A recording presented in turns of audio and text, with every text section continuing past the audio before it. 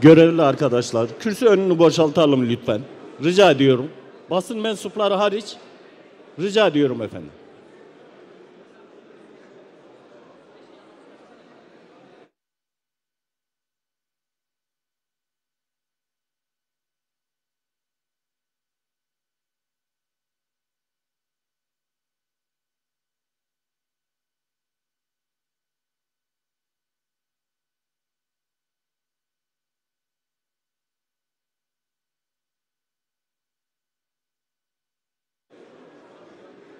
Lütfen görevli arkadaşlar, kürsü önünü boşaltalım. Rica ediyorum, basın mensupları görevini yapamıyorlar. Lütfen. Evet arkadaşlar, boşaltıyoruz.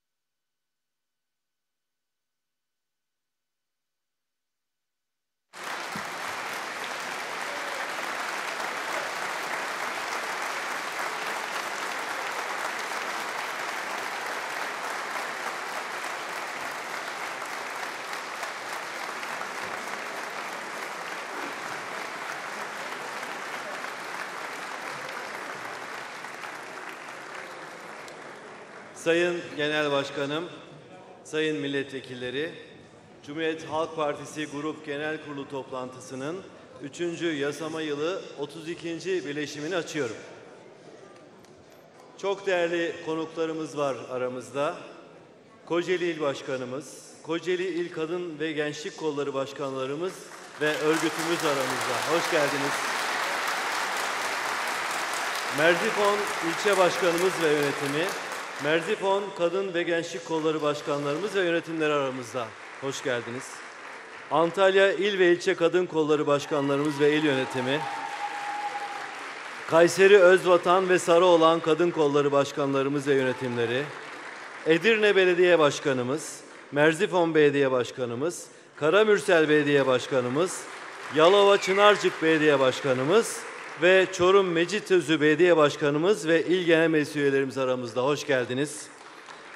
Sayın Genel Başkanımızı sunuş konuşmalarını yapmak üzere davet ediyorum. Buyurun Sayın Genel Başkanım.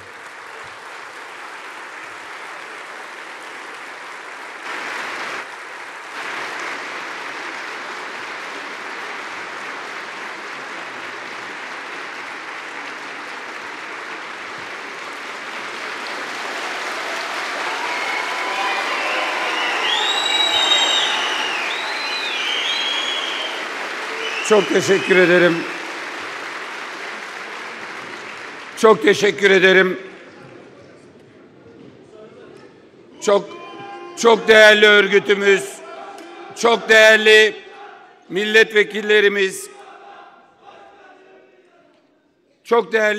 milletvekillerimiz, kıymetli grubumuz, bugün Türkiye'nin dört bir yanından buraya gelen örgütümüz, belediye başkanlarımız, sesini duyurmak için Türkiye'ye, Cumhuriyet Halk Partisi milletvekillerine, yöneticilerine, grubuna, meclis grubuna gelen, burada bizlerle birlikte olan herkese, televizyonları başında bizleri takip edenlere, radyolarından dinleyenlere, Cumhuriyet Halk Partisi adına selamlarımızı ve saygılarımızı sunuyorum.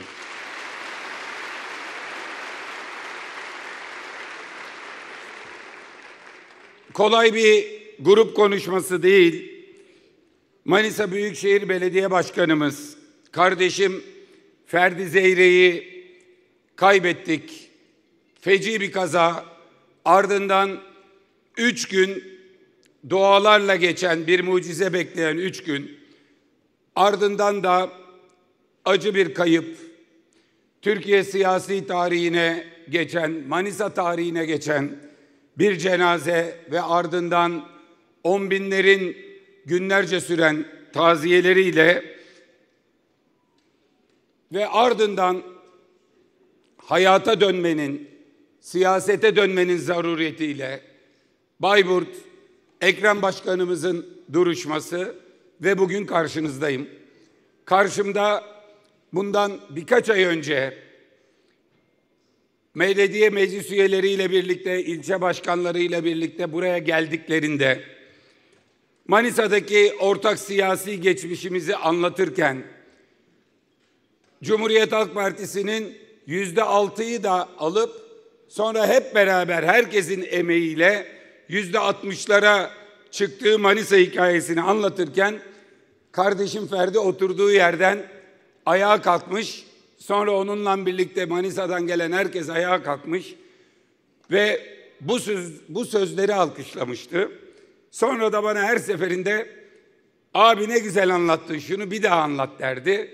Maalesef son kez Manisa'daki cenaze töreni sırasında tabutu başında anlattım.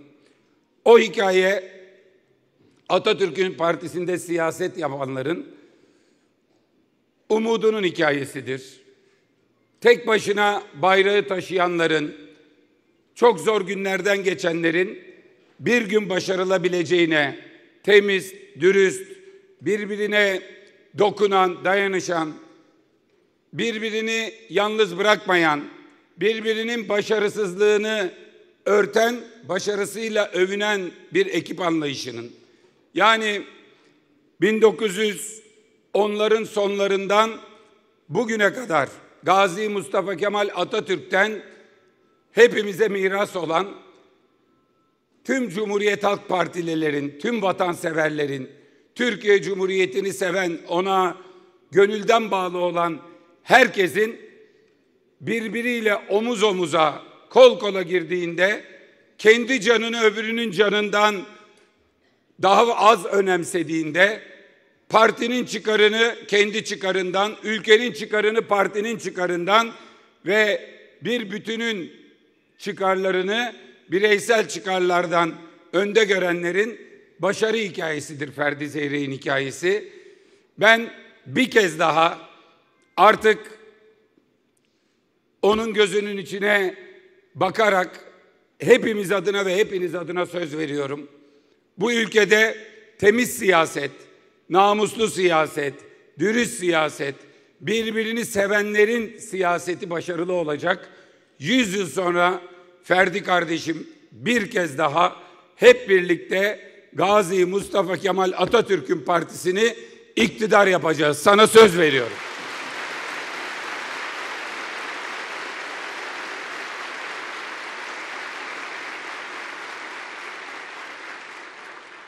Bugün siyasi tarihimize damga vuran bir ismin vefat yıl dönümü Süleyman Demirel'in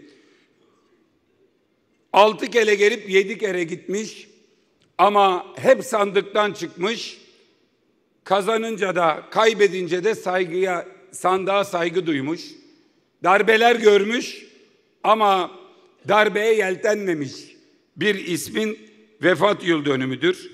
10.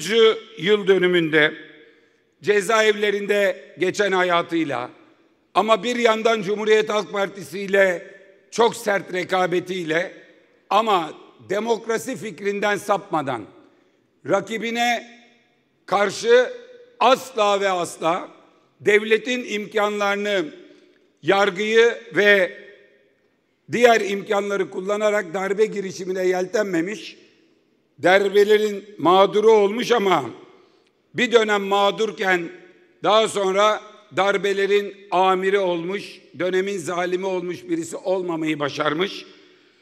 Merkez sağın önemli ismi Türkiye Cumhuriyeti'nin Başbakanı, Cumhurbaşkanı Süleyman Demirel'i, çok partili, çok renkli, çok sesli ve özgür bir Türkiye hedefine sağdan yürüyen Süleyman Demirel'i Cumhuriyet Halk Partisi olarak bir kez daha rahmetle anıyoruz.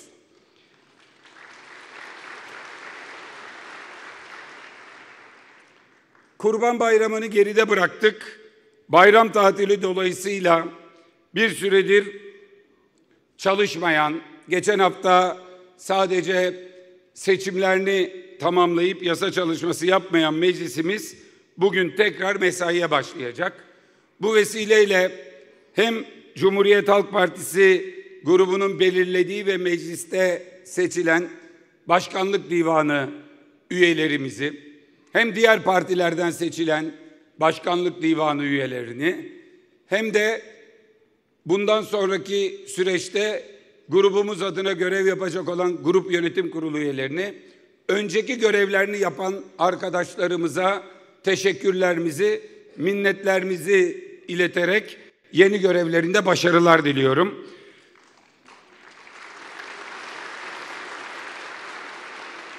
Maalesef Adalet ve Kalkınma Partisi bir inatı sürdürüyor, bir tekrarı sürdürüyor. Benim mecliste geçirdiğim 14 yıl ve AK Parti'nin mecliste geçirdiği bugüne kadarki 23 yıl defalarca onların zeytinliklere saldırdığı yasa tekliflerini, gece yarısı önergelerini, ilgili komisyonlardaki çabalarla eklenmeye çalışılan maddeleri geri püskürtmekle geçti. Çevreciler yorulmadı, biz yorulmadık ama anlaşılıyor ki zeytinin ve doğanın düşmanları da yorulmamış. En son 2022'de büyük tartışmalarla ve AK Parti içinde de bir yarılma yarattıktan sonra geri çekilen zeytinliklerle ilgili düzenlemeyi bir kez daha getirmeye çalışıyorlar. Eğer madde geçerse zeytin alanları madencilik faaliyetlerine açılacak. Zaten başta Karadeniz kıyıları olmak üzere Türkiye'nin herhangi bir yerinde uçaktan baktığınızda, helikopterden baktığınızda nasıl bir vahşi madencilik, Ordu, Giresun başta olmak üzere birçok şehirde alanın %70'inin 80'inin maden aramasına açılmış olması, yeşil güzelim dağlarımızın her birisinin delik deşik olması her birimizin içini yaralıyor. Zeytin tüm kutsal kitaplarda bulunan, Anadolu için fevkalade önemi bulunan, besin değeri ayrı, barışa yapılan tarihsel atfı ayrı, Anadolu toprakları için en önemli, en kıymet verilen, adeta kutsal bilinen ve insanların gözü gibi baktıkları, hem ülke ekonomisine katkısıyla, hem aile ekonomileriyle katkısıyla, hem bulundukları alanların korunmasından dolayı doğanın daha fazla tahrip edilmesine engel olmasıyla son derece önemli bir ağaç. Şimdi bir kez daha zeytinliklerde maden aramak istiyorlar. Bu konuda grubumuz elbette en önemli direnci gösterecek. Yine sivil toplumla dayanışma halinde olacağız. Akbelen'deki direnişin ruhuyla tüm Türkiye'deki hangi görüşten olursa olsun doğayı sevenleri, ağacı sevenleri ve zeytini sevenleri AK Parti'nin bu saldırısına karşı bir kez daha omuz omuza mücadele etmeye davet ediyorum.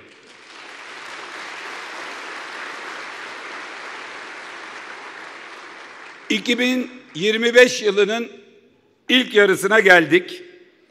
2018 yılından bu yana süren 19 Mart darbesi sonrası ise milletin üzerine kara basan gibi çöken bir krizin içindeyiz.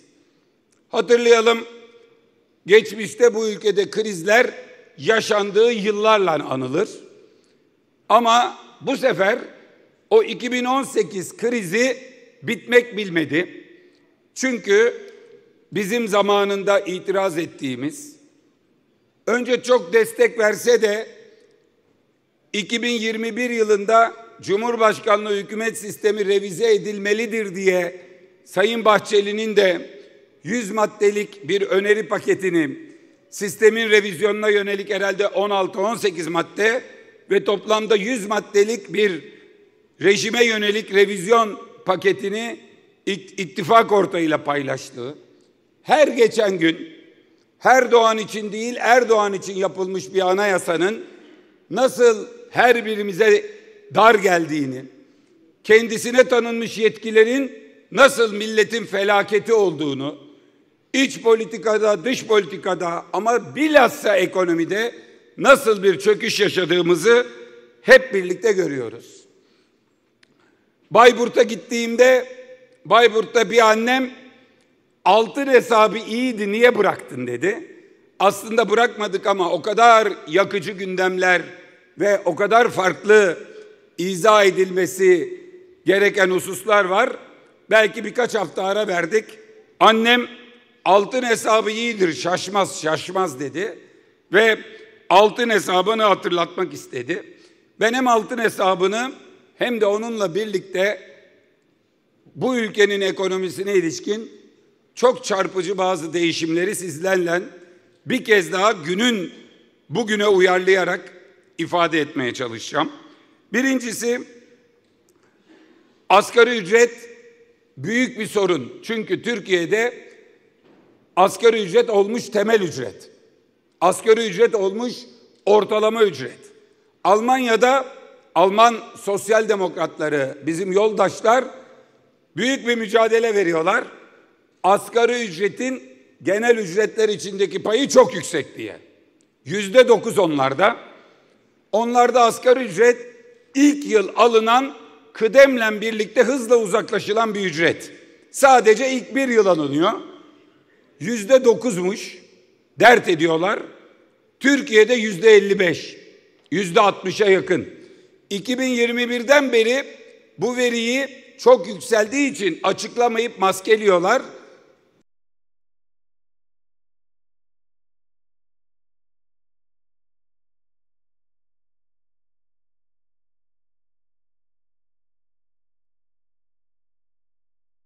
zamlandı.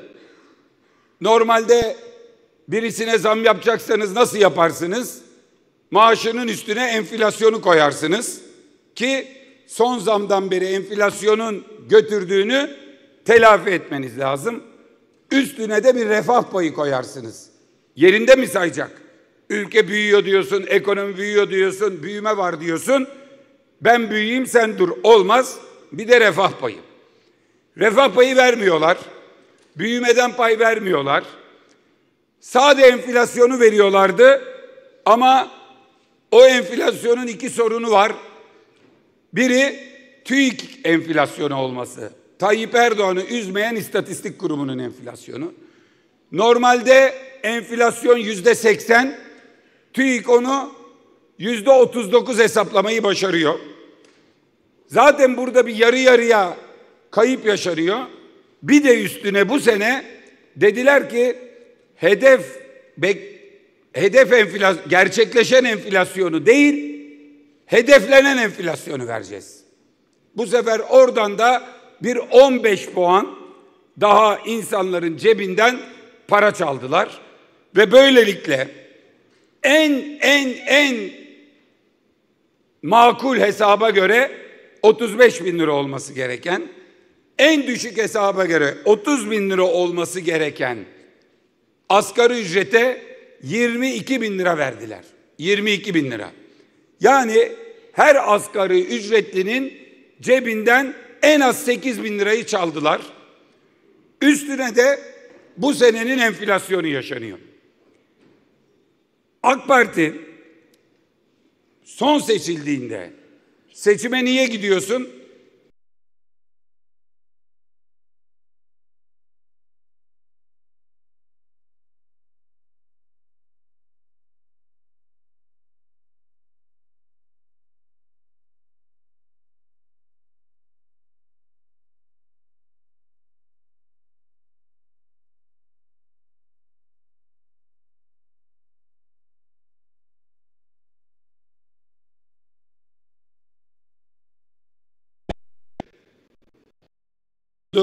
Azdı, enflasyon ama hiç zam geliyordu. Onu yeterli Mart'ta, Temmuz'da, Ekim'de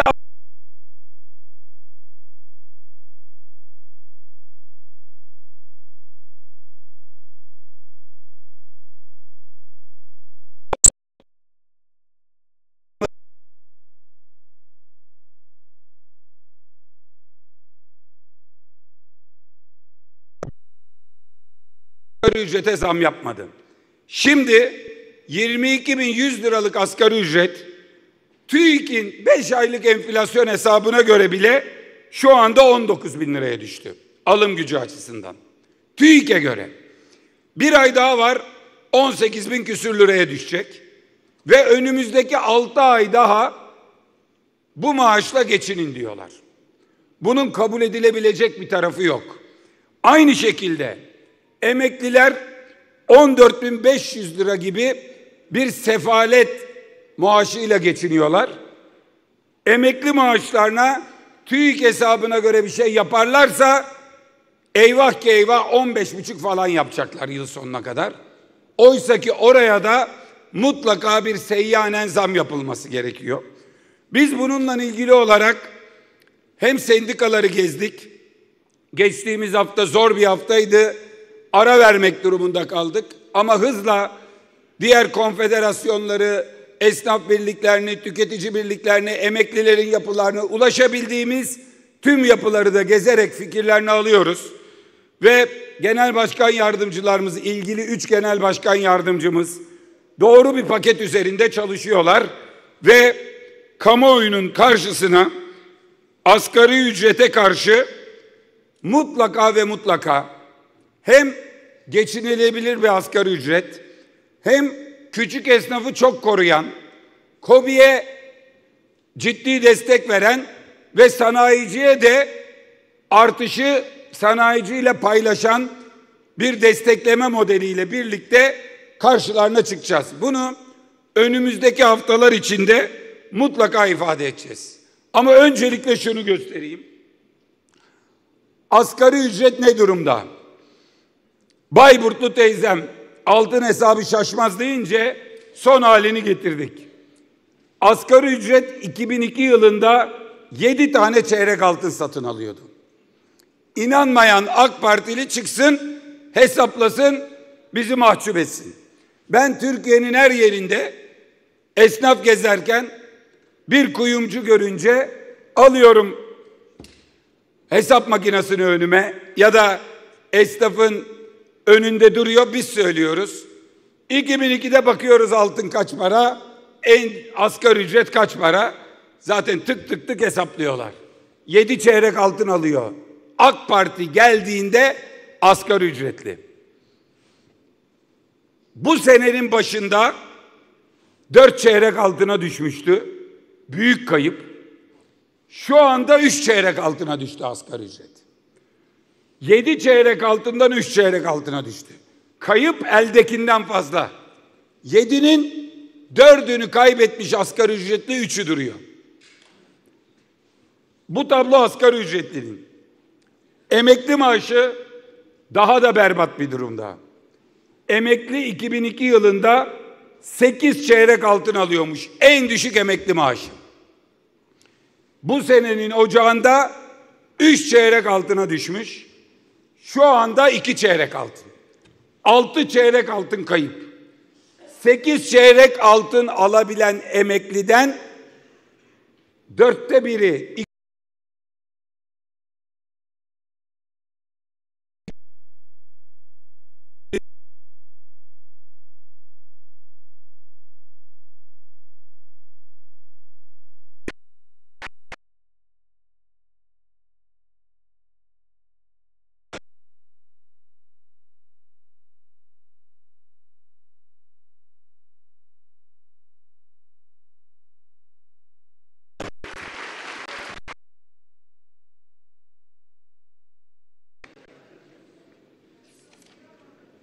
Şimdi asgari ücretin 7 çeyrekten 3 çeyreğe düştüğü, emekli aylığının 8 çeyrekten 2 çeyreğe düştüğü durumda bakalım bu maaşla gidilen çarşıda, pazarda durum ne? Elma geçen sene 25 lira, şimdi 100 lira. Şeftali kilosu 50 lira, şimdi olmuş 180 lira. Limon 30 liraymış, olmuş 120 lira. Doğru mu? Armut kilosu 40 liradan çıkmış 120 liraya. Erik 60 liradan 300 liraya çıkmış. Muz kilosu 50 liradan 120 liraya çıkmış. Kiraz 70 liradan 600 liraya çıkmış. Kimsenin alabildiği bir şey değil. Benim rahmetli amcam Almanya'daydı. Geldi herhalde 1980'ler. Babama dedi ki, Telat birader, memleketin kıymetini bilin. Almanya'da karpuzu dilimle satıyorlar. Ben o zaman çok şaşırmıştım, çok üzülmüştüm. Bu Almanya nasıl memleket? Karpuzu bile dilimle satıyorlar diye. Dün bizim arkadaşlar gittiler bir markete. Dünkü alışveriş saati, dakikası, fiyatı belli. Markette olmaz yok. Bir elma alabilir miyim? Tabii 26 lira 20 kuruş. Bir limon ver 23 lira 51 kuruş. Bir şeftali 38 lira. Bir armut 31 lira 19 kuruş.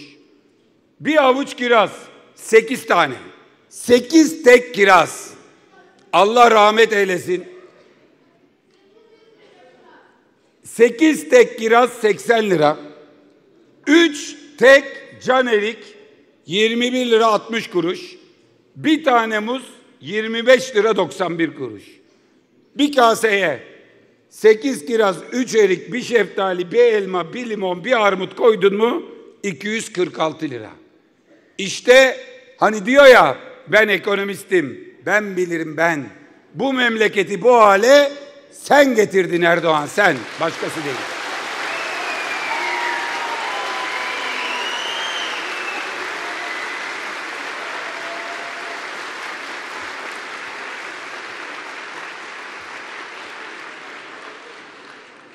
Şimdi benzin ve mazota üst üste zamlar geliyor. Bunun en kötü özelliği şu. Hani diyor ya, dünyaya bir cisim yaklaşıyor, meteor geliyor. Benzine ve mazota zam geldi mi, iğneden ipliğe her şeye zam geliyor demek. Çünkü hem nakliye giderleri açısından hem üretim, enerji giderleri açısından ikisine zam geldi mi her şeye zam gelecek. İğneden ipliğe, ekmekten çocuğun çorabına kadar her şeye zam gelecek. 2 gecede bir 1,5 lira, 1,5 lira. Dün gece gelen 170 lirayla birlikte maalesef 1 litre mazot 50 lirayı geçti. 52 lira, 53 lira oldu. Ve 1 litre mazottan alınan vergi 20 lirayı geçmiş durumda. Şimdi onu söylüyorsun bir şey, bunu söylüyorsun bir şey. AK Parti'nin yıllarca yaptıklarını savunan bir takım sahada elemanları, televizyonda elemanları, sosyal medyada bir takım savunucuları vardı. Onlara mazota zam geldi deyince ne diyordu? Beni ilgilendirmez ki. Ben zaten 50 liralık alıyorum. Al sana 50 liralık mazot. Al sana 50 liralık mazot.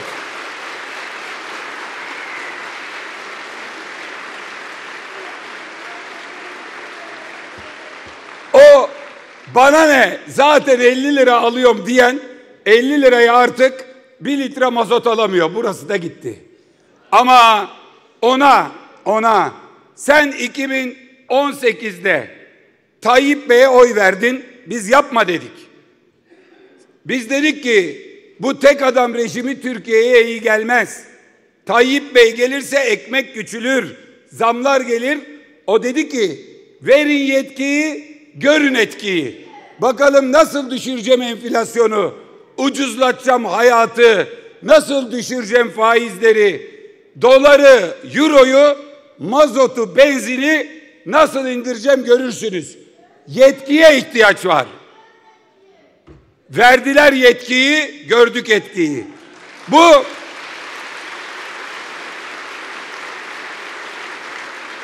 tek adam rejimi başladığında 50 litre mazot bunu dolduruyordu. Tek adam rejimi geldiğinde 50 lira verdin mi bu kadar mazot alıyordun. Şimdi 1 litre mazot alamıyorsun. Bundan sonra Recep Tayyip Erdoğan'ın tek adam rejiminin etkisini merak edenler bunu görsünler. Bir anda bir bidon mazot, bir anda 1 litre bile alamayan mazot.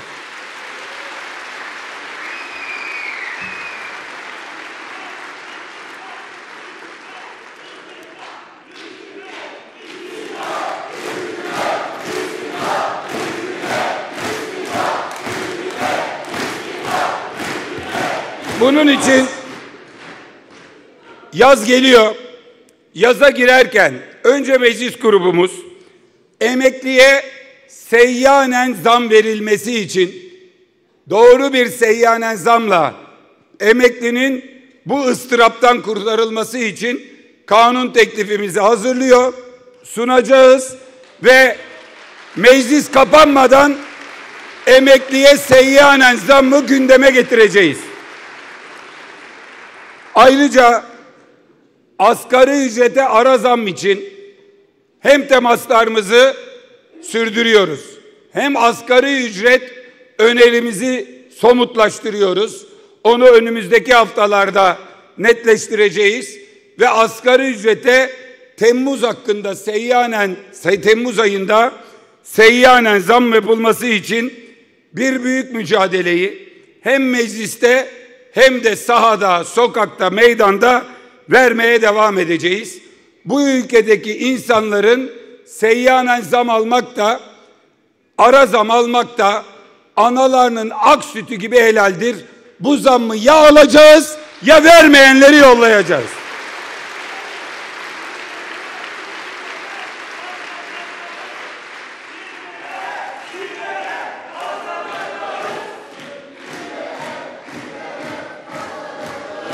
Tabii bir yanda emekliler, bir yanda emekçiler, bir yanda da kamu emekçileri var.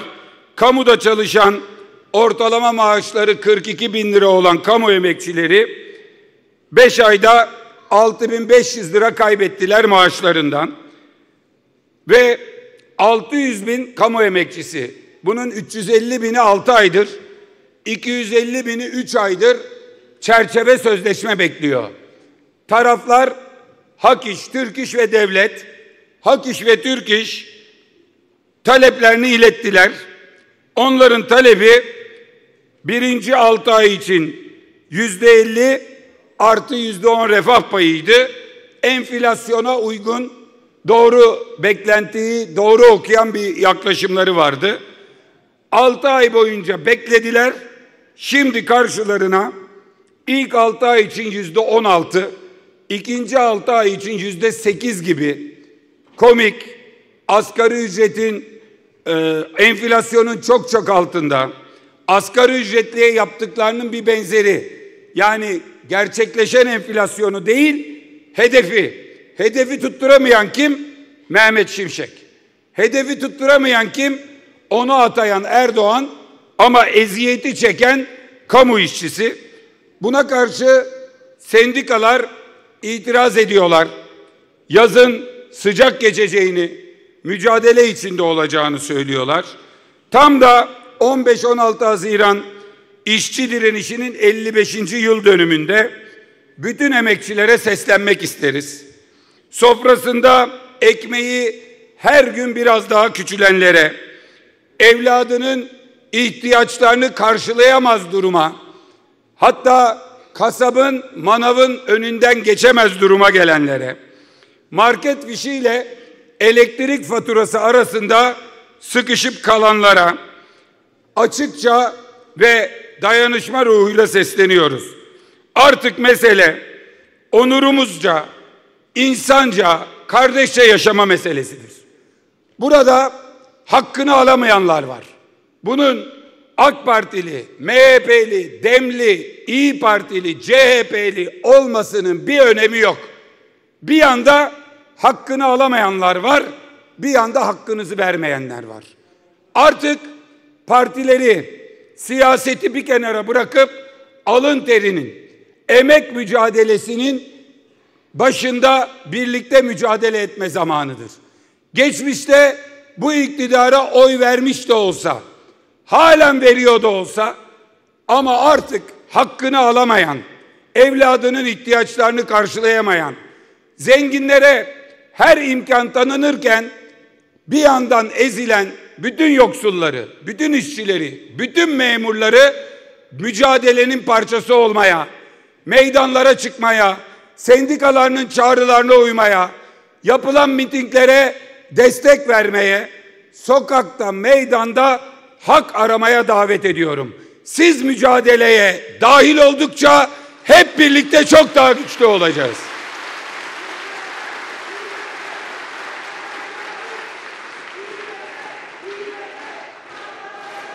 Buradan DİSK'e, Türk İş'e, Hak İş'e, tüm bağımsız sendikalara ve memur sendikalarına sesleniyoruz.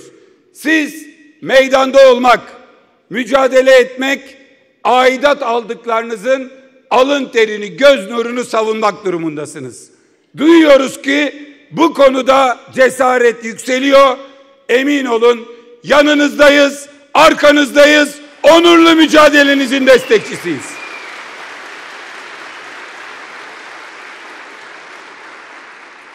Ve bu konuda son sözüm. Sözüme değer veren herkese, en kötü sendika, sendikasızlıktan iyidir.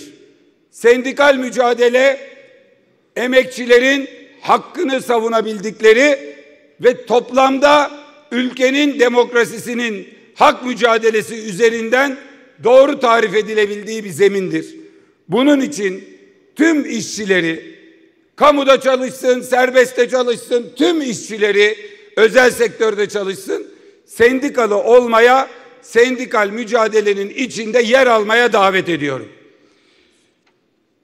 Tüm gerçekler ortadayken Erdoğan halen daha yorulmadan, usanmadan hayal satmaya devam ediyor.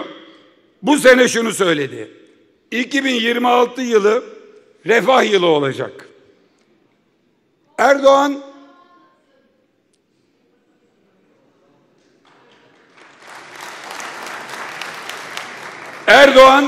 2022 yılında herkes hesabını 2023'te %20'ler seviyesine göre yapsın dedi.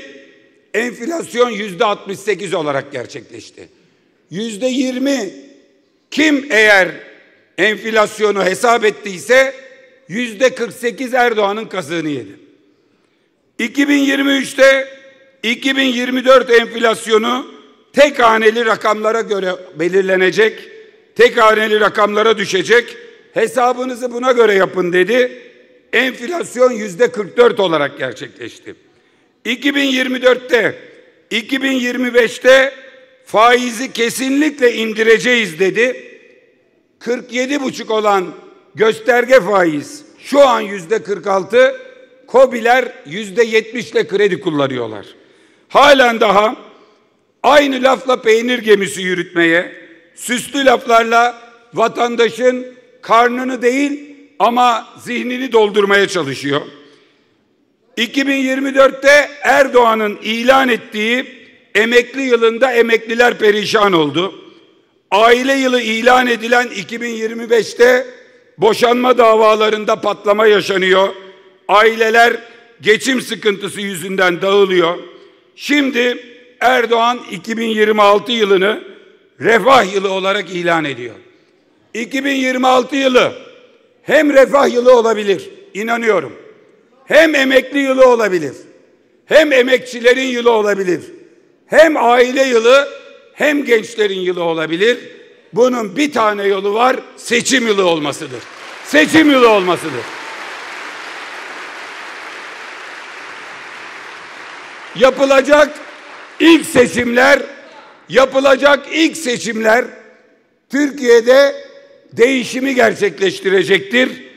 Türkiye iktidar değiştikten sonra emeklinin de, emekçinin de, esnafın da, çiftçinin de, gencin de, yaşlının da yüzü gülecektir.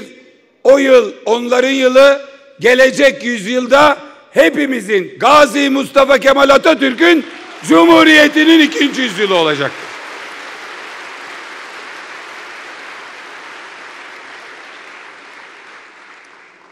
Maalesef ülkemizin çevresi yangın yeri. Yukarıda Rusya ile Ukrayna, Suriye'de istikrarsızlık sürüyor. Filistin'de ve Gazze'de katliamlar sürüyor. Gazze'de 50 binden fazla sivil öldürüldü. Çoğu kadın ve çocuk. Dünyadan yeterli yaptırım görülmeyince, diğer taraftan Türkiye Netanyahu'yla iç politikada kullanılacak kadar çok dışarıya duyulmayacak bir ses tonuyla Netanyahu'ya tepki gösterip, onunla küçük harflerle konuşup, esas onu azdıran, kudurtan Trump'a bir laf söylemeyince, öyle ya, Gazze güzelmiş diyor. Oralara sahil kasabaları, kumarhaneler yapacağım, Filistinlileri de diğer ülkelere dağıtacağım. Bunu normal şartlarda birisi gazetesinin köşesinde yazsa, Türkiye'nin ayağa kalkması, o ülkeye tepki göstermesi, soykırım ve tehciri kınaması, bunun bir insanlık suçu olduğunu, bunun fikir özgürlüğüne dahi giremeyeceğini söylemesi lazım. Trump gözünün içine baka baka Erdoğan'ın soykırıma susuyor, tehciri, oradaki Filistinlileri oradan sürmeyi, oralara kumarhane yapmayı, İsrail'in tapulu malı yapmayı, önündeki hidrokarbon yataklarını denizdeki Avrupa'ya 100 yıl yatıyor. 100 yıl. Oralara çökmeyi planlamış, programlamış, bizimkiler de sus pus oturuyor. Biz buna karşı geçtiğimiz pazar günü Sayın Genel Başkan Arıkan'ın davetiyle Saadet Partisi önderliğinde bir mitingde sesimizi yükselttik. O mitingdeki talepler, o mitingdeki yaklaşımlar, mitinge katılanlar tarafından ve mitingi takip edenler tarafından büyük bir umutla karşılandı. Çünkü Filistin'in bizden beklediği budur. Ben orada söylediğim bir cümleyi tekrar edeyim. Biz Filistin meselesini partimizin temel meselesi olarak görürüz. Biz rahmetli Bülent Ecevit'in Arafat'ın arkasında durduğu yerdeyiz. Biz Deniz Gezmiş ve arkadaşlarının Filistin Kurtuluş Örgütü'ne verdiği desteğin tam orasındayız.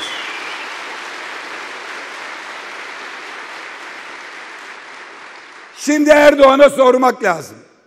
Siz Filistin meselesinde neredesiniz? Trump Filistin'i boşaltırken neredesiniz? Oraları kumarhane yaparken neredesiniz?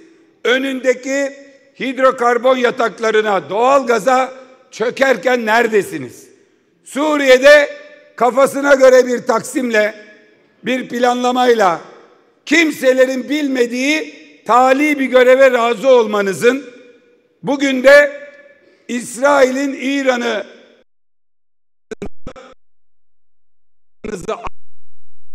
sebebine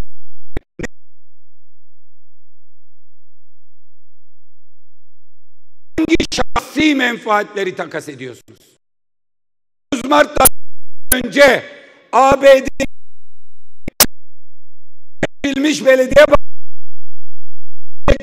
ki bütün anketler belli olan Cumhurbaşkanı adayımıza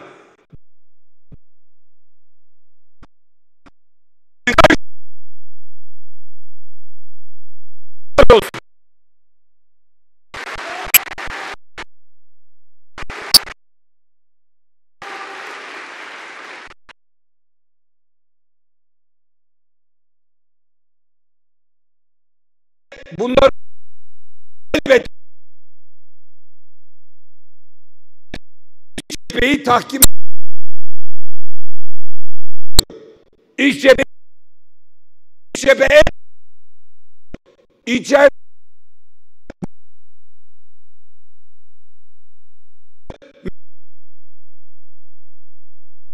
iç barışımızı tehdit eden her şey ülke için güvenlik sorunu.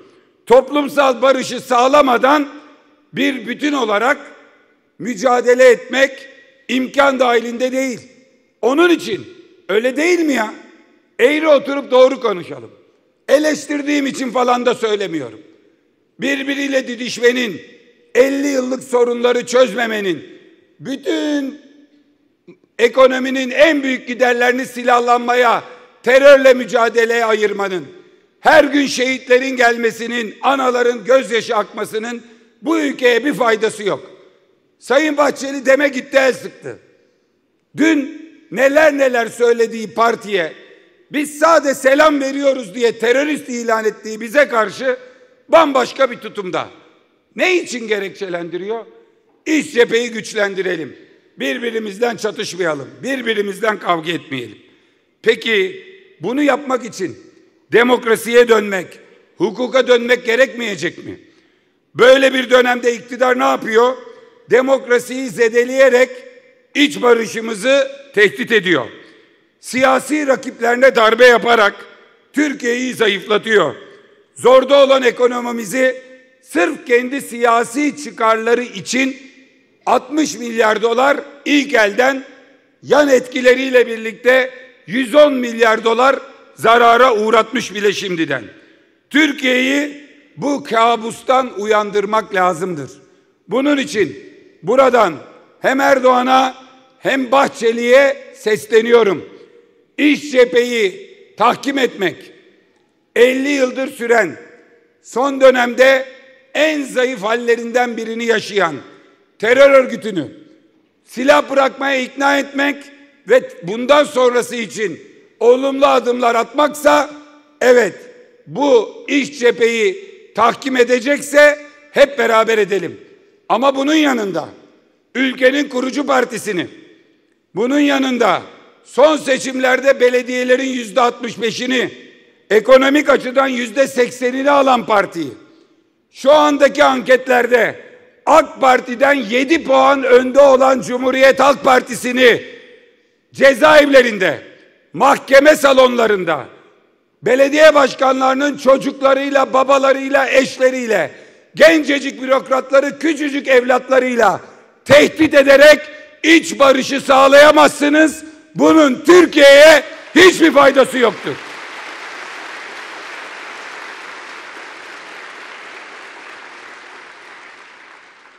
...19 Mart darbesinin üzerinden tam 90 gün geçti. Arkadaşlarımız dünya kadar iftiraya rağmen bir kuruşu bile ispatlanamayan bir yolsuzluk iddiasıyla içeride tutuluyorlar. Her gün televizyonlarda kendilerinin, yakınlarının, ailelerinin haysiyetiyle oynanıyor. Gözaltında günlerce tutuluyorlar. Çağrıldıklarında gidecekleri bir emniyet müdürlüğüne apar topar sabahın köründe tıkılıyorlar. 4 gün tutuluyorlar. Kimi bırakılıyor, 3 gün sonra bir daha alıp 4 gün daha aynı işkenceye tabi tutuluyor. Silivri'de, zindanlarda, yüksek güvenlikli cezaevlerinde terör örgütünün, suç örgütlerinin başıymışçasına tecritte tutuluyorlar.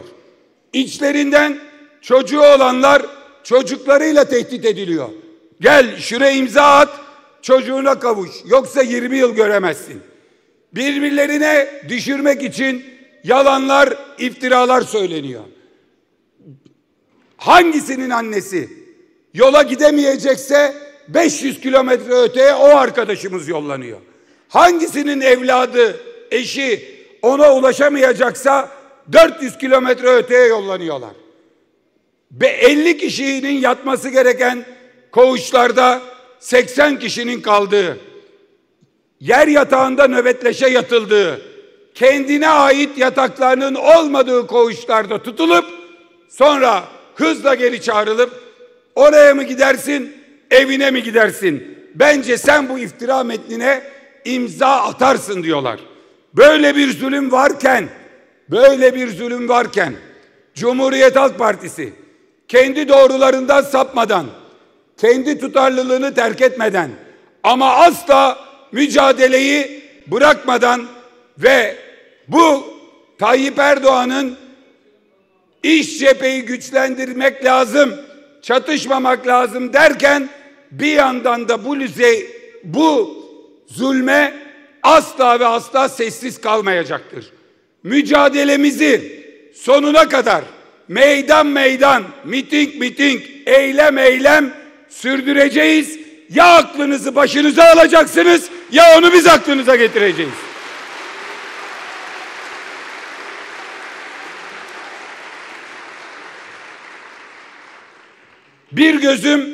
Bir gözüm Silivri'deki mahkemesindeydi. Geçen mahkemesine katılmıştım.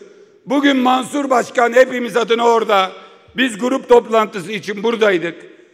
Aylardır büyük bir haksızlıkla Silivri'de tutulan ve bizim de her mitingimizde kendisine destek verdiğimiz sevgili Ümit Özdağ'dan iyi haber var. Tahliye oldu. Zafer Partisi'ne hayırlı uğurlu olsun.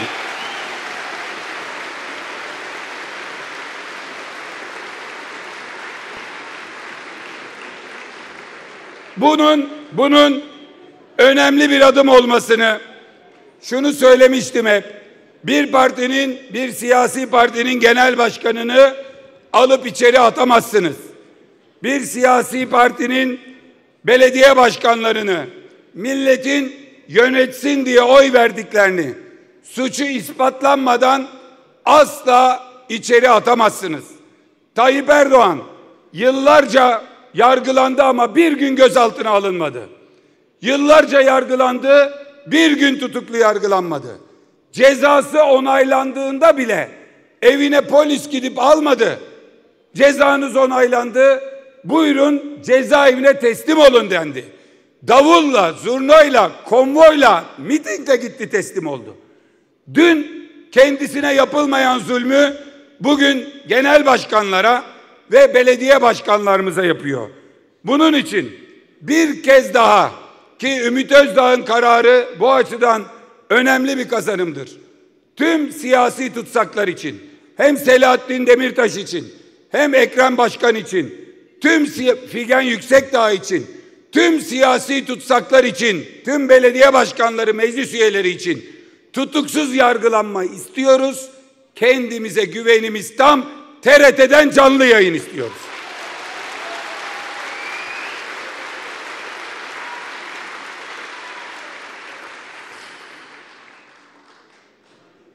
Bizim pırıl pırıl belediye başkanlarımız, hangisini saysam diğerlerinin hatırı kalır.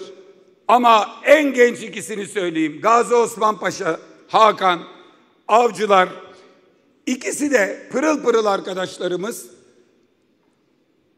Sabahın köründe biri 5 aylık evli, evi basılarak, daha yeni taşınmış komşuları gel buraya deyip ev didik didik aranarak, insanlık onuruna aykırı bir şekilde içeriye atıldılar. Suçlama adayken daha sonra birlikte çalışmadıkları, eskiden AK Parti ile çalışan bir müteahhit.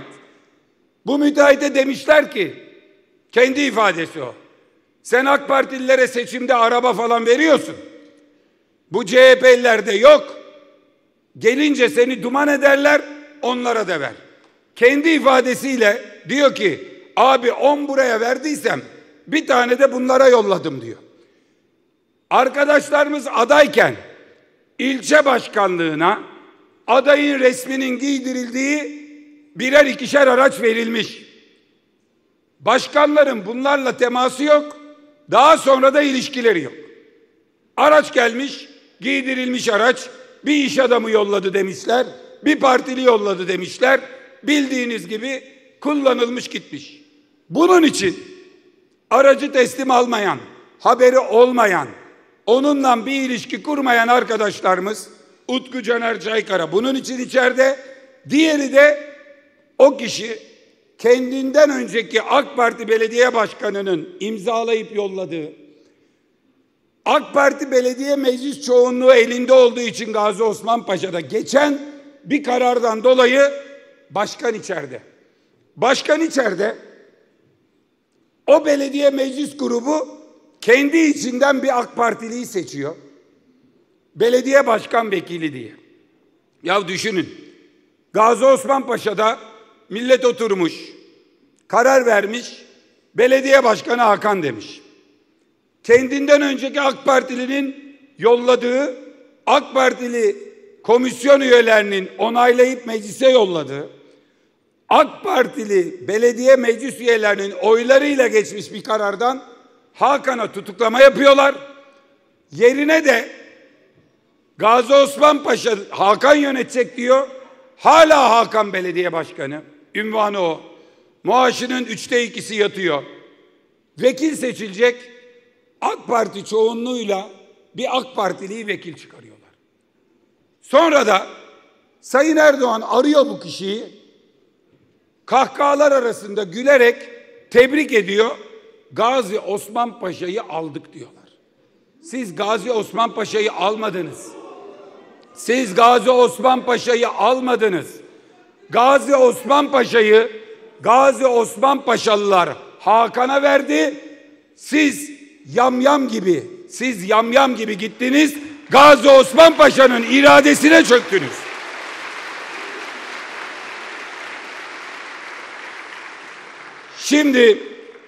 Şimdi bütün milletimizin gözünün içine bakarak öyle bir noktadayız ki bizim arkadaşların suçu neymiş? Bu iftiracı adam güya 1-2 araba giydirmiş, AK Parti'ye yolladığı gibi bizimkilere yollamış. O araçlar kampanyada kullanılmış. Belediye başkanı suçluymuş içeride. 2019 yılı Ekrem İmamoğlu İBB başkanı olur. Bir envantere bakalım. Araçlarımız kaç taneymiş, neredeymiş der. Sonuç 879 tane İBB aracı, İBB'nin kendi ya da kiraladığı araçlar yok. Belediye hizmetinde değil. Nerede bunlar?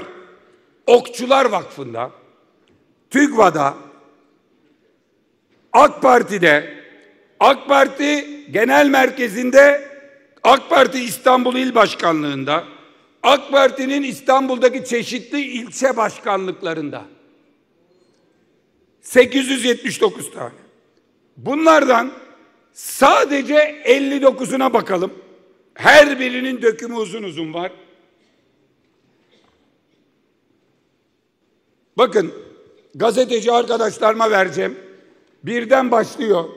Plaka 34 Nazilli Zonguldak 7552, marka Volkswagen, Passat 2.0, model 2017, o gün için 2 yıllık araba. Tahsis edilen kurum AK Parti İl Başkanlığı. Tahsis tarihi 28 Mart. Böyle tam 59 tane var. Haydar Başkanım, bir numara söyle birden 59'a. 49 dedi. 49 neymiş? 34 Hakkari Erzurum Dacia Lodi marka 2018 model AK Parti İl Başkanlığı'nda. 59 tanesi AK Parti İl Başkanlığı'nda bu araçların. Damatların, kızların, oğlanların vakıflarında bolca araç var. Böyle en tepedekiler çoğunlukla kendileri tarafından kullanıyorlar vakfın başkanı olarak. 879 tane araç. Örneğin bu araçlardan bir tanesi. 34 NU 3819 Renault Fluence Binek Oto, tahsis tarihi 2019 7 Şubat. AK Parti İl Başkanlığı'na verilmiş. Ne zaman kullanılacakmış? Seçim süresince yazıyor. Bakın, seçim süresince. Belediyenin aracını, belediyenin şirketten kiraladığı aracı AK Parti İl Başkanlığı'na seçim süresince, pek çoğu 18-20 ay boyunca. Bakın, Gazi Osman Paşa'nın yeni belediye başkanı var ya, 10 yıl boyunca hiç çalışmadan bankamatik memuru olarak İBB'den maaş almış. O da ispatlı. Bu arkadaşlar, şimdi buradan Akın Gürlü'ye söylüyorum. Sen 2019 öncesine bakmıyorsun ya. Neden? Çünkü adaletin peşinde, suçun peşinde, yolsuzluğun peşinde değilsin. O yüzden bir şey bulamıyorsun 2019'dan sonra. Sen ismin peşindesin. Ekrem İmamoğlu'nun peşindesin. Suç arasan 2019'un öncesine gitmen lazım. Şimdi 2019 öncesine gitse Akın Bey ne görecek? Ekrem İmamoğlu'nun gelir gelmez teftiş kuruluna bir yazı yazdığını, teftiş kurulunun 879 arabayı bulamadığını, arayınca bunların kiminin AK Parti Genel Merkezi'nde, kiminin o vakıfta bu vakıfta AK Parti siyasetine emanet olduğunu görecek. Bir tane bu arabaların bazılarının konu gündeme gelince hemen getirilip bırakıldığını, bazılarının teftiş kurulunun raporundan sonra geldiğini, ama bazılarının teftiş kurulunun bakanlığa yazı yazmasından, bakanlığın da aracın peşine düşmesinden bir ay sonra ancak geri geldiğini görecek. Bunlardan bir tanesi lüks bir araç, Opel Insignia. En lüksü Opel'in. Aynı yöntemle İstanbul Büyükşehir Belediyesi soruşturma raporu, Teftiş Kurulu Başkanlığı sayfa 34. Tahsis tarihi belli. Plakası 34 Nazilli Zonguldak 2301. Kime tahsis edilmiş? Akın Gürley'in kendisine arkadaşlar. Akın Gürley'in kendisine. Akın Bey hem de en son o teslim etmiş arabayı. 34 Nazilli Zonguldak 2301 plakalı Opel Insignia arabasına İstanbul Büyükşehir tarafından verilip de bu araca 540 gün boyunca bindiniz mi? Bindin. OGS'si, EGS'sini, benzinini, şoförünü, bakım masraflarını Hepsini İBB karşıladı mı? Karşıladı. Şimdi seçim dönemi arıyorsan bak AK Parti'ye verilmiş. Bir müteahhitin bir belediye kampanyasına araç yollamasından belediye başkanı tutukluyorsun. 11 belediye başkanımız tutuklu eften püften.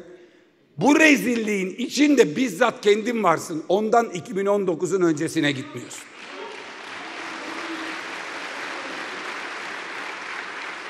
Şu kadarını söyleyeyim. Cumhuriyet Halk Partili belediyelerden CHP'li ne il başkanlığına ne ilçe başkanlığına ne bir başka yere ta 5 yıl önce İstanbul İl Başkanlığı'na bir araç tahsisliymiş Beşiktaş'tan dediler.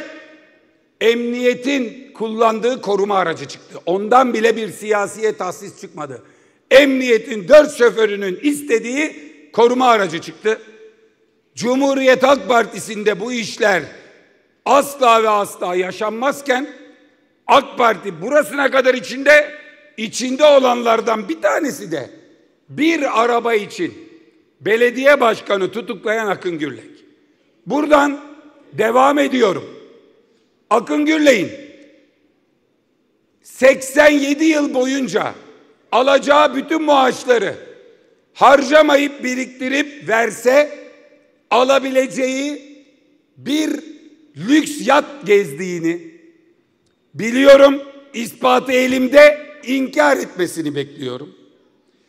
Akın Gürlek'in korunması gereken kültür varlığı olarak geçen Maliye Hazinesi'ne kayıtlı İstanbul Öngörü'nün Boğaziçi bölgesinde imar mevzuatına aykırı ekleri var diye tutanak tutulmuş bir yerin kendisine tahsis edildiğini, aşırı lüks döşendiğini, kurşun geçirmez camlarla donatıldığını, projede olmayan havuz yapıldığını, yakınları, korumaları, şoförleri için kaçak müştemelat inşaatı yapıldığını biliyorum. İnkar etsin, açıklamayı bekliyorum. Hodri meydan.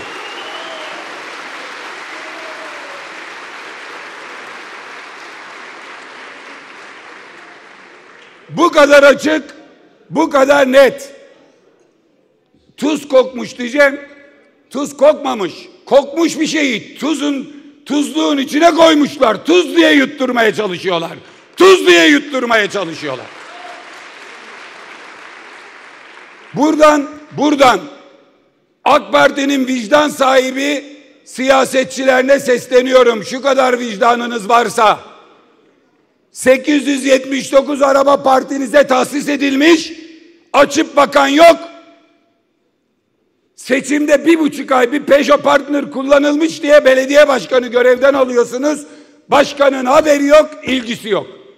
Bu kadar zulm, bu yaptıklarınızın açtığı yoldan yarın başkası yürür. Bir taneniz dışarıda kalmaz. Bir taneniz dışarıda kalmaz.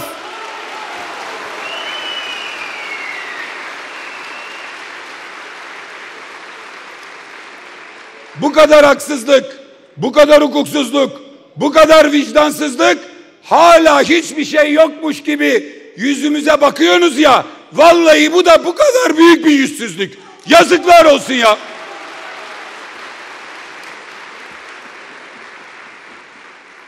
Son olarak önemli bir mevzumuz var. Bunlar AK Parti'nin dayattığı gündemler. Esas ekonomi üzerimize düşen vazifeleri bize de hatırlatanlar. Öyle ya, 8 çeyrek altı kalan emekli düşmüş 2 çeyreğe. Dizine vuruyor teyze.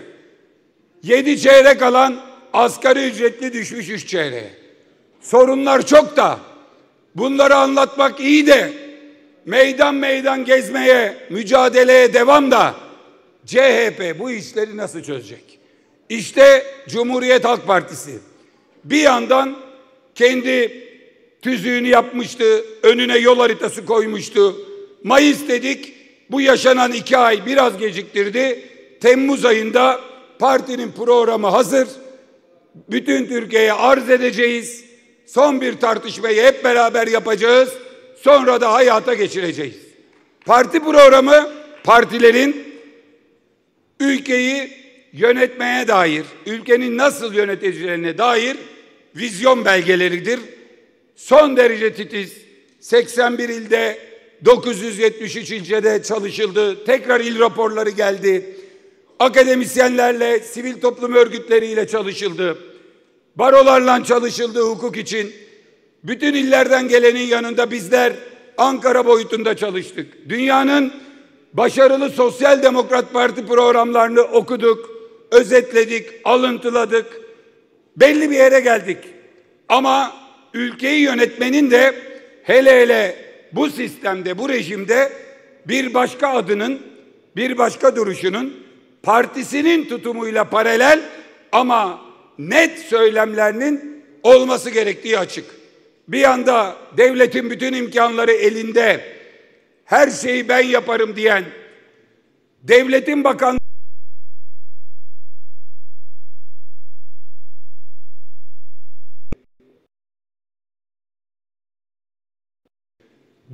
bakanlıklarından partinin sloganına Türkiye Yüzyılı diye ilanlar verip her bakanlığın ne yapacağına özel gazeteler bastıran birilerine karşı şüphesiz Cumhurbaşkanı adayının da bu ülkeyi nasıl yöneteceğinin, nasıl düzelteceğinin söylemesi gerektiği bir zemin var.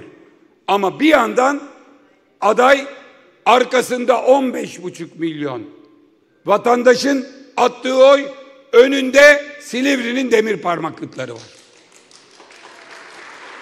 Bunun için 23 Mart'ta 15,5 milyon yurttaşımızın oyuyla Cumhurbaşkanı adayımız olan Ekrem İmamoğlu'nu, onu fiziken hücresinde tutarak siyasetten men edeceklerini, onun azmini kıracaklarını, onu yıldırıp yok edeceklerini, siyaset arkadaşlarının ona sırt döneceğini, onu orada bırakıp hatta bunu kendilerine fırsat bileceğini düşünenler Cumhuriyet Halk Partisi'ni tanımamışlar.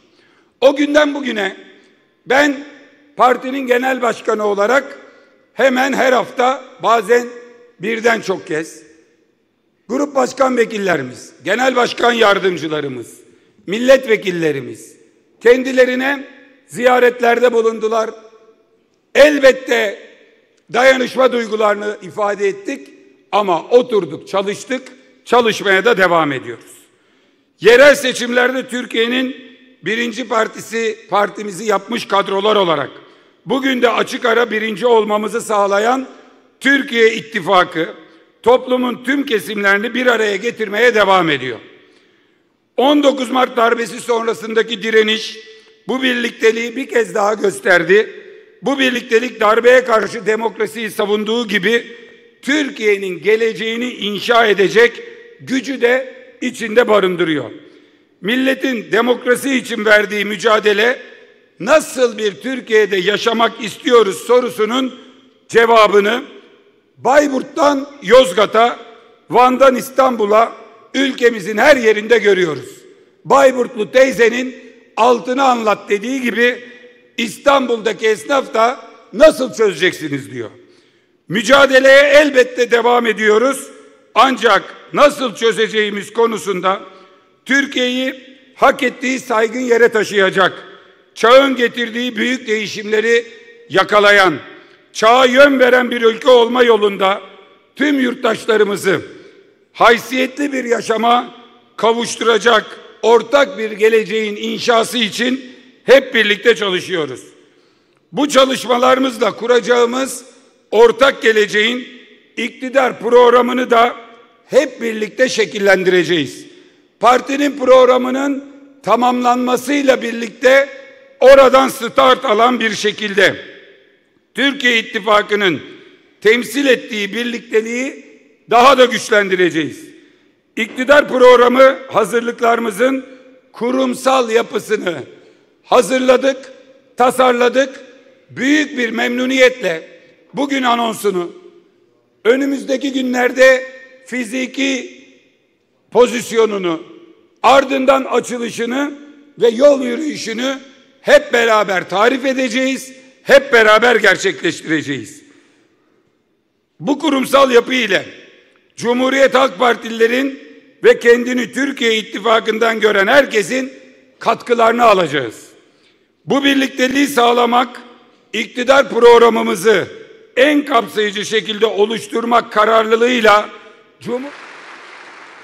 şu anda partimizin imkanları ve binaları, mekanlarıyla somutlaşacak olan Cumhurbaşkanlığı aday ofisimiz, kendi içindeki yatay hiyerarşiye dayalı dayanışma ve iş bölümünü merkeze alacak bir anlayışla bugünden yeni siyaset anlayışımızın iktidar adımları olarak somutlaşmıştır.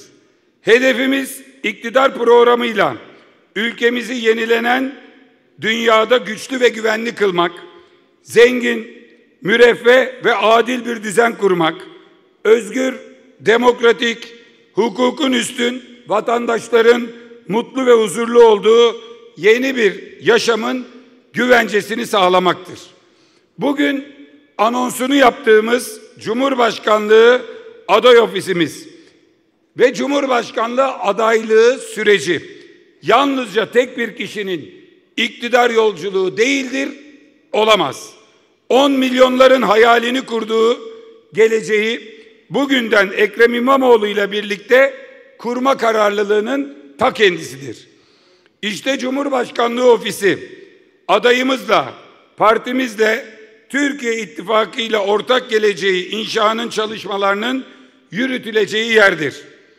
Parti programıyla paralel bugünden başlayarak seçim gününe kadar yürütülecek kampanya çalışmalarına ve iktidar programının hazırlığı çalışmalarına katkı vermek isteyen herkes aday ofisinin doğal üyesidir, destekçisidir.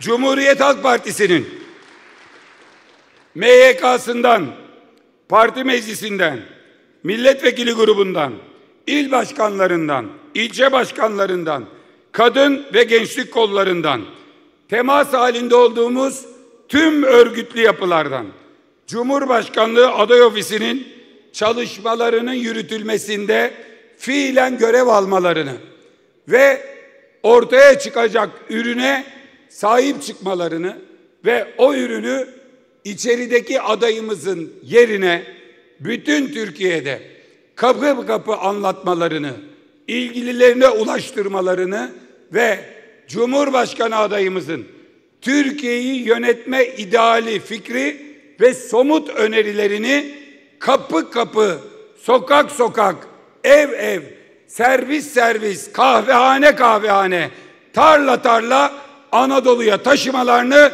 bekliyoruz. Böyle bir görev tarif ediyoruz.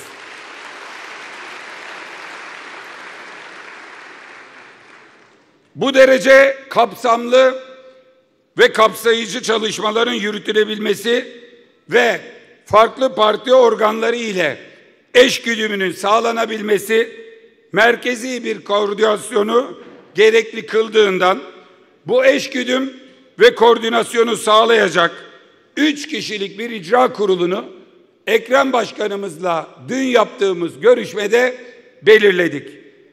Ben Cumhuriyet Halk Partisi Genel Merkezi adına koordinasyon için Sayın Genel Sekreterimiz Selin Sayek Böke'yi, Türkiye Büyük Millet Meclisi grubumuzdan grubumuzu temsilen Sayın Bülent Tezcan'ı ve Sayın Cumhurbaşkanı adayımızın yakın çalışma ekibinden Sayın Serkan Özcan'ı 3 kişilik bu eşgüdümü sağlayacak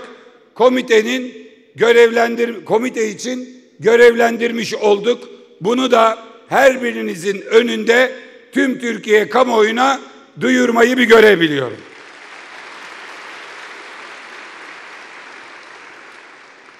Bundan sonra grubumuz, genel merkezimiz ve Ekrem Başkan'ın ekibi Türkiye'nin iktidarının bir kez daha bir Cumhuriyet Halk Partili Cumhurbaşkanı tarafından devralınmasının, ardından kurduğumuz parlamentonun yeniden güçlendirilmesinin, bu parlamento grubu bu parlamentonun güçlenmesiyle birlikte güçlendirilmiş parlamenter sistem ve bunun tüm gerekliliklerinin doğru şekilde tasarlanmasının, bunun yanında geçen dönem Türkiye'yi yönetme irademizde ifade ettiğimiz yönetim sistemi olan güçlü parlamentonun yanında sorunları nasıl çözeceğimizin, enflasyonu nasıl düşüreceğimizin, faizleri nasıl indireceğimizin, gelir adaletsizliğini nasıl ortadan kaldıracağımızın, mahkemelerde ve vergide adaletin nasıl sağlanacağının, gençlerin gözünün dünyanın öbür ucunda değil, bütün dünya gençlerinin gözünün üzerimizde olduğu bir Türkiye'nin nasıl sağlanacağının çalışmalarını hep birlikte yapacağız. Partimizle AK Parti arasındaki fark 6-7 puana çıkmışken artık Cumhur İttifakı'nın toplamının oyları Cumhuriyet Halk Partisi ile birincilik, ikincilik noktasında yarışıyorken sandıktan çıkanların yarattığı meşruiyet krizi sahada, sokakta destek değil tepki görüyorken, kurumsal çöküşün yarattığı toplumsal çöküş bir yanda bir umut arıyorken, umut 100 yıl önce olduğu gibi yine Cumhuriyet'in ta kendisidir, Cumhuriyet Halk Partisi'dir.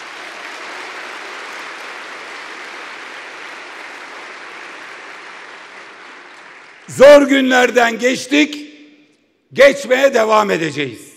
Çok acılar çektik, çekmeye devam edeceğiz. 23 yıllık böylesine suça, kire, kötü ilişkilere, elde ettiği yetkiyi en kötü şekilde kullanmaya alışmış bir iktidar, herhalde çiçeği yaptırıp da iktidarı devretmek için bizi kapıda beklemeyecekti.